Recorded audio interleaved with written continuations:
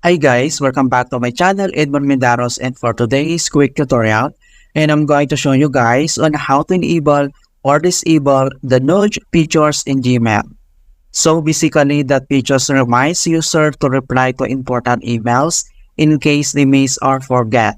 It also sends follow-ups on the emails for which the user has not received response yet, as well as to respond to conversations that user started in Gmail or Google Message.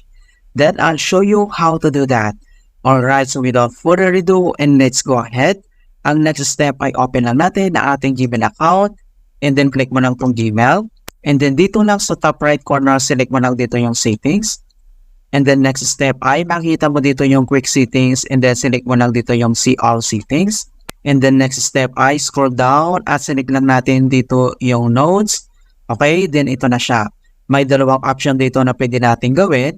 Yung una, ito yung suggest emails to reply to. Ibig sabihin, emails you might have forgotten to respond to will appear at the top of your inbox. Kung gusto mo itong enable or disable, i-check mo lang itong box. Okay? And then automatic na save ka agad. And then yung pangalawa naman, ito yung suggest emails to follow up on. Ang ibig sabihin nito, send emails you might need to follow up on will appear at the top of your inbox.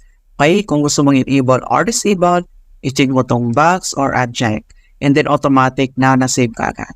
Okay, so ganun lang po kasimple kung paano natin enable or disable ang notes features in Gmail. Okay, so please don't forget to like this video and subscribe to my channel for more quality content. Thank you guys and see you in my next tutorial.